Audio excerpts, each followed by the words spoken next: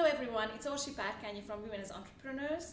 Today I'm interviewing Sovy Lie, who is a fashion stylist and who I met through Women as Entrepreneurs. She's a member of ours and she's gorgeous. She has an amazing story to tell. She is a migrant in Australia, came here about 10 years ago, and I think that a lot of people in Australia can relate to her story. It's very inspiring, so I hope you're gonna enjoy the next couple of minutes. Thank you. Hi Sophie, thank you so much for having us today. You're welcome. Thanks for having me. I heard your story and it's amazing. Can we just go back in time and start it? How did you grow up? Yeah, sure. I'm originally from Indonesia. I came from a Chinese background, like my grandfathers and ancestors were migrant as well to Indonesia, and I moved to Australia 10 years ago.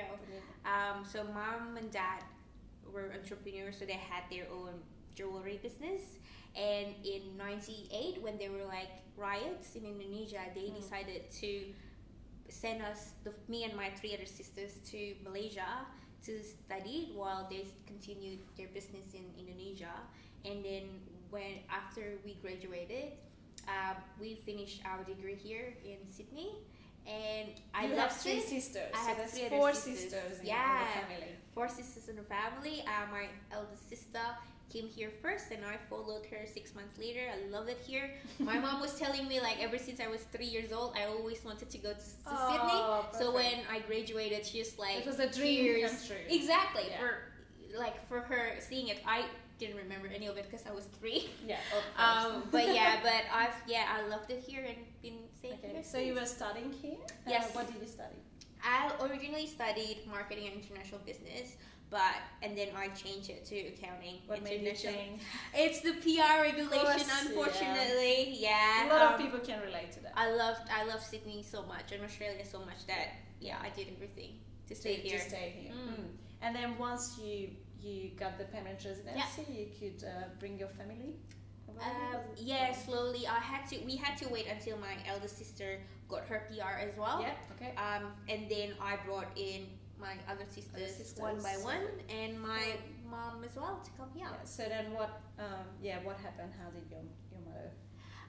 Well, dad unfortunately passed away about 3 years ago, 3 years and a bit now, and we wanted to bring mom here because her in Indonesia is different continent. Yeah. So she stopped doing the business. She sold the business. She gave up and she sold the business and sold our house and moved here and have been living with her since. Ever since, yeah. And you told me that she also started a business here when she moved here. She did. It was a big move for her, learning new language because she didn't know any English. All her friends and everyone back home. No friends, no different cultures as well. But then, because she got bored easily as well, but she loved cooking. It's one of the things that she loves doing. So we've decided to team up with another business partner and started our own Indonesian catering business and catered to other Indonesian that was living in Australia because they just missed Indonesian food. But we had to stop after like about a month. Like we were making a really good return, but we just had to stop because we found out that the Australian weather wasn't being really friendly with her nerves and everything. So we had to stop for medical. Some issues.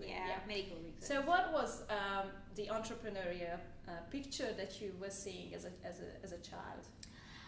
Was it attractive to you? No, actually, as much as we saw all the money coming in, pouring in, but it was a lot of work for dad and mom. Yeah.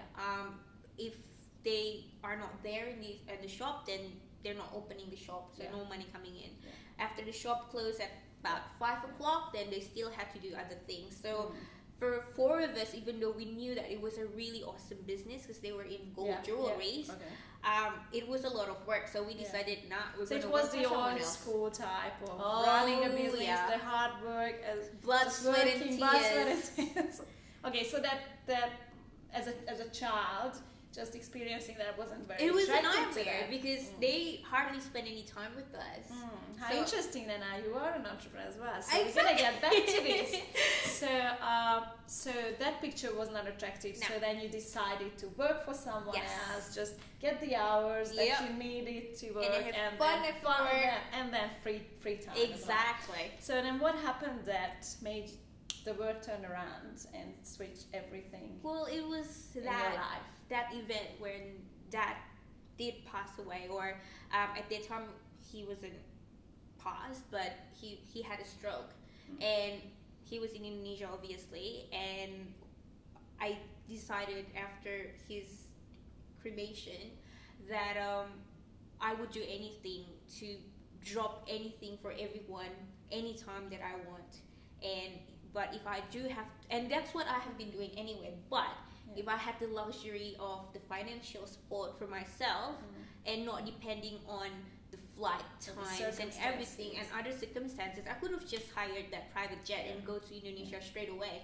So it took you a long time to book a flight, and then you couldn't see your dad. So absolutely. If you could have just get your jet, flew there straight away, that you I might could- have had the chance Exactly, to say see like him, the final goodbye, because it was 4 of us flying straight away. We had to book 4 flights last minute, so it was exactly it was a lot of work. Yeah, so that's an interesting motivation. So then you decided that I'm gonna free myself, make myself free to do whatever I want whenever I want. Yeah, absolutely. And that was a new way of entrepreneurship that it was you the discovered. start of the journey. The start so of the to journey. speak. Yeah, So that was about 3-4 years ago. that was about 3-4 years ago. 3-4 years now. ago. So then, how did you approach that? It's obviously a different country, Yeah. a different way of being an entrepreneur, a different way of running businesses than back home. Yeah. I went to a lot of different seminars, from the free ones to the paid ones, and just explore different things, like I guess most people, because I knew that I had to find something else other than just depending on my job. Yeah. So I went into, shares, properties, network marketing. Just started to look around what's out there. what's out there. But then it wasn't my passion. It felt like I was working for someone else still, and so I've decided one day that I want to do what I love doing, and I love teaching. That's one of my passion, and I also love fashion, like shopping and shoes. Who doesn't love shoes? So the Like road girls. from there was obvious. Fashion, Combine. teaching, combine. Exactly. Yeah. So then the next thing you had to do is to figure out how you can make money from your passion Exactly. and do a successful business. Yes. Yeah. Yeah. And then so you learned that through, so you educated yourself. Yeah, obviously. so did you start meeting people, going to networking events as well? Or? Yeah, I went to like a lot of different networking events, but at the same time, what got me really even more interested was I became one of a mystery client for a fashion styling company or image consultant in Sydney, and I learned a lot about what not to do with a client. So you did the research as being a client. Oh yes, that's if It's I a great tip. I mean, I always believe that if you want to teach something, you have to experience it and learn What's it out from there. exactly. And What are some of the lessons that you've learned in the past few years from the from business, starting from scratch? And what are some of the most important lessons that you would like to share with other women starting out? just give it a go. One of the things is just throw yourself in. You just never know. You might succeed the first time, you might fail the first couple of times, but until you actually be in it, you never know. And one of the great lessons that I also learned from one of my mentors is just to fail really fast, because once you put yourself in and pick it up, then you can just reinvent yourself, learn as much as you could from it, and that's the other thing. And the last one is just listening to your customers. Give them what they really, really want, because that's what... Talk to them. Talk to them, network with them. You never know who they know as well. But the most important thing is actually provide them with the education or the tools that they actually want to use from you.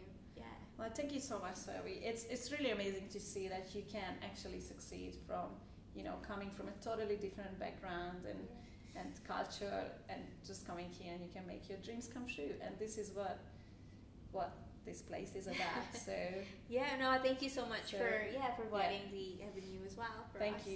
Thank you guys for listening. See you next time. It was Orshi and Sovy from Women as Entrepreneurs. Thank you. Bye.